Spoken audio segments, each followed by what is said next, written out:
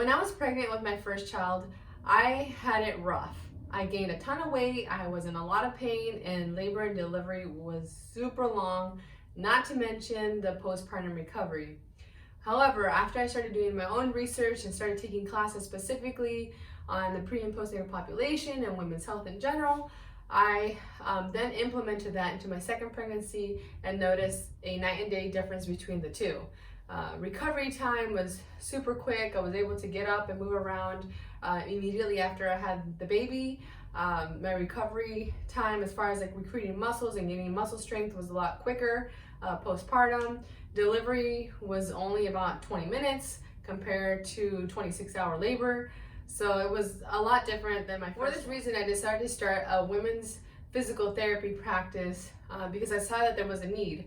When I went back to my OB, I don't remember them really checking or asking for anything other than how are you feeling in general. I mean, if they don't ask specifics, unless you're someone that has that knowledge already, you're not going to know what's normal and what's not. A lot of people think that, hey, I had a kid, so a little bit of leaking is okay, right? Or, you know, hey, it's going to hurt the first time I have sex. But that shouldn't be the case. It should get better over time. You shouldn't be leaking when you're laughing with your friends or when you turn to exercise. Your stomach shouldn't be coning. You shouldn't have a mommy pooch 5 months later if this is something that's one of your goals. And so when I went to the OB and they weren't really addressing this either with the first or the second pregnancy, I realized that there was that big need to reach women and educate them. In other countries, postpartum care is standard of care. They require you to go to a few sessions afterwards to get reassessed from a physical therapist who specializes in women's health and pelvic floor health. But however, here you get so many visits, you know, prenatally, and you get exactly one visit postpartum, which is usually at the 6-week mark. However, at the 6-week mark, you're not always showing these symptoms, partially because all you've been doing up to that point is following doctor's orders of not moving around and not necessarily, you know, exercising. And not to mention your baby's still tiny. But as the baby grows and as you return to your normal activities and you return to work, that's when you're going to start noticing some of these symptoms if it is a problem for you. So what makes Bump Fit Physical Therapy different than any other walk-in practice? For example, in PT school, you only get about 1 day's worth of women's health education, if you're lucky. Usually it's a little bit less than that because they have a lot to teach you in PT school, and women's health is more of a specialized field.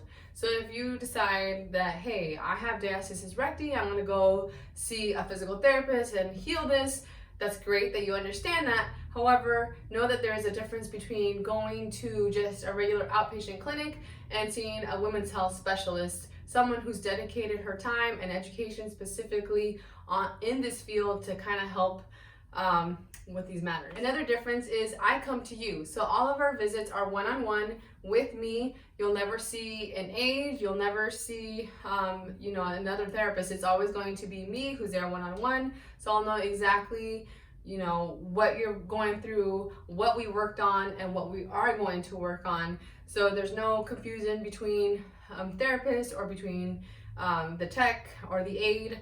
And each session is an hour long. So most of my sessions usually tend to be in the evenings when mothers are pretty busy with children and putting them to sleep and stuff. So I am really respectful of that 1 hour time slot. I will get in there, do our work, and then get out of your hair, as you know, so that you can get back to your kids and back to your nighttime and bedtime routine for them.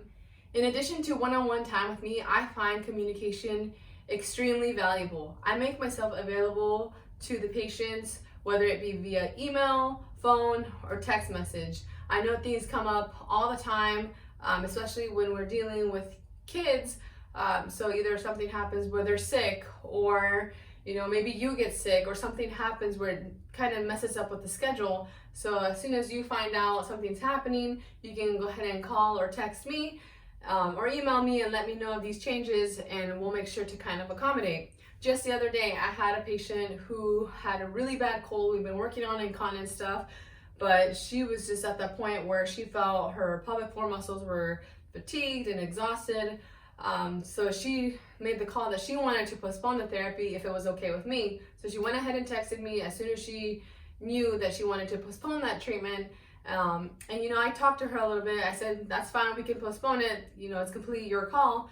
But I was able to give her some tips to kind of review and remember, so that while she's going through this cold and this sneezing time and the coughing times, she was able to kind of relax her pelvic floor or engage her pelvic floor a little bit better, depending on what the case was at that time. So what kind of stuff do I normally treat? I usually treat things such as diastasis recti, low back pain, neck pain, sciatica, SI joint issues, pubic pain, or pubic bone pain, I should say, pelvic floor issues such as incontinence or pain with intimacy.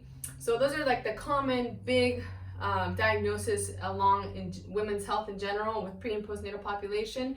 But I do have that orthopedic background that kind of led me to where I am today. So I often will see stuff as like carpal tunnel that plagues a lot of mothers, either pre or postpartum, when they're carrying the little ones, or just even like tenosynovitis over the thumb. Just from picking those toddlers up over time, you can start getting a lot of pain in that area. So that's another common one that I will treat as well. So I have this mom friend who is a big time runner. She is used to running marathons, like Chicago Marathon. And she already had 2 boys. One was 2nd grade, the other one was 4 years old. And then she got pregnant again. And apparently she had always had some type of incontinence issues when she was, go out running, or when she would laugh with her friends, or, something like that, which would trigger it. And then she didn't realize, she just thought it was just kind of normal because she had kids, but she didn't realize how bad it was until she had her 3rd kid. And at that time, she said it was just bad. Like during pregnancy, she was unable to control it whatsoever, and it just got even worse postpartum. So she did a couple sessions with me. We went over kind of the basics. She was super busy, so she didn't have a lot of time to come and do every session, but she was able to come to at least a few. I followed up with her often, and because we're friends, we stayed in contact and stuff, and kind of progressed her in that way.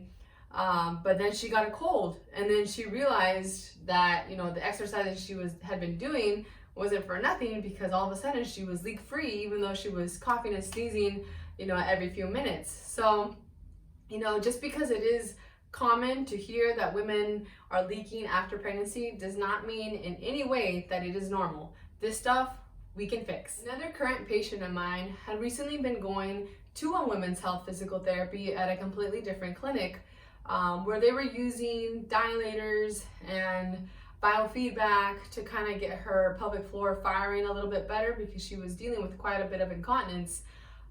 But she felt she wasn't getting anywhere. She was a big time athlete. She was used to playing competitive volleyball, and all of a sudden she couldn't do that because she was leaking every single time. So she had gone to this physical therapy place, specifically for women's health, and she felt like she wasn't really progressing. So whenever they would read the numbers on the biofeedback, the first couple of sessions she was improving, but then after that she started to drastically regress and get worse. And she felt that it wasn't worth her time. She said that her exercises, she spent like 15 minutes with her physical therapist, and then after that they would, have her go with the PT aides or techs, and they would help her go through the exercises. But since she was an athlete, the resistance she was getting with these exercises like clamshells and bridges, she said they were nothing. So, she would leave her physical therapy, go straight to the gym and get an actual workout, which, in all reality was actually making things a little bit worse. But no one told her this, because, she just felt that, hey, I'm okay, I'm an athlete, I can do this kind of stuff. And her and the PT never addressed it. So she got fed up with the place because she wasn't improving and she felt physical therapy wasn't helping out, so she stopped going. Fast forward a couple months later, she finds out that I do physical therapy, women's health. I do home visits for all my visits. And, within the first couple sessions, she said she noticed a big difference. We kind of tailored the way that she was working out, not to the point where she wasn't working out completely, but we kind of modified what she was able to do. until she was able to get a little bit stronger, and she started noticing a big improvement. She would be able to sneeze or cough without having to, cross her legs or, run to the bathroom or change every single time. She would notice that she was able to sprint up the stairs to grab something for her baby and not have any issues. And this is only after 3 or 4 sessions. So after having 8 or 10 visits at her other previous place to only 3 or 4 sessions, she noticed a huge improvement. So, just because you tried one women's health place does not mean the next women's health place is a little bit different. And there's always things that we can change. Yes, there's a lot of physical therapists, but everyone has their way of treating. Mine seems to be helping a lot of people in the way that I don't do internal exams, but I do a lot of external exams. I'll do a lot of posture, a lot of breathing emphasis, and this seems to really be helping out a majority of my patients.